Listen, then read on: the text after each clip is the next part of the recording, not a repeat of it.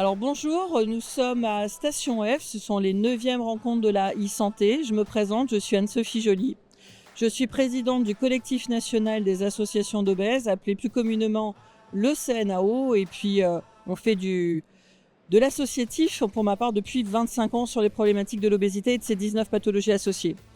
Si je pouvais faire un résumé de ce qui s'est dit tout à l'heure, c'est qu'en fait on a des grosses sociétés qui font en fait de la technologie sur la e-santé, qui sont finalement l'avenir de demain, où on a besoin d'avancer. Enfin, c'est comme l'arrivée de l'électricité à l'époque où on mettait encore les lanternes avec des bougies. Là, effectivement, on a quelque chose d'extraordinaire qui arrive sur une transformation de l'avenir.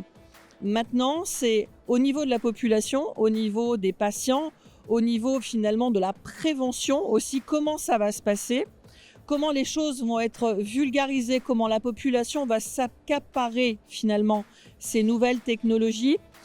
Et les échanges sont passionnants, mais j'ai envie de vous dire, sur du pratico-pratique, directement, immédiatement, en visibilité de dimension sur la population, elle est où? Les échanges, ils sont où? On fait quoi?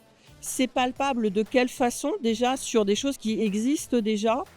Ça peut se transformer comment dans un avenir proche? Donc moi, effectivement, il y a la gestion de la pathologie chronique qui explose parce que le système de santé a été fait sur la gestion de maladies qu'il faut gérer immédiatement sur des épisodes aigus. Maintenant, on a de plus en plus de chronicité dans le monde. On a des patients qui sont très chroniques et qui vont exploser malheureusement de plus en plus. Et comment cette e-santé peut arriver finalement à du e-bien-être pour faire en sorte qu'on ne devienne pas des patients, ou en tout cas des patients en bonne santé le plus longtemps possible et retarder cette apparition de pathologies. Donc finalement, comment on peut faire de la santé, mais du bien-être de santé, du bien-être de pathologie, parce que vivre avec une pathologie chronique, je répète que c'est pas un choix de vie, et que parfois on a envie d'oublier finalement les traitements pour se sentir un peu plus libéré. Donc en fait, on a besoin de cette soupape de sécurité en se disant ces produits ou ce dispositif m'aide à rester en bonne santé.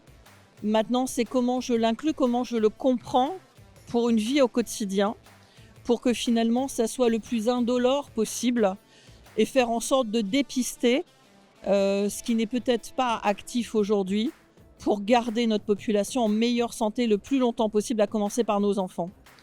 Donc, c'est un très bel événement. Moi, je vous remercie de cette invitation et de la confiance que vous m'avez donnée.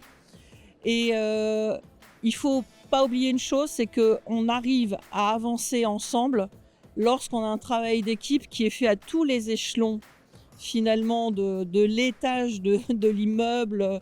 C'est un travail d'équipe et la réussite se fait avec un travail d'équipe. Donc, merci pour ce que vous faites. Merci pour ce que vous êtes. Et n'oubliez pas une chose, c'est que la santé doit se faire avec des humains, pour des humains. Et je vous embrasse.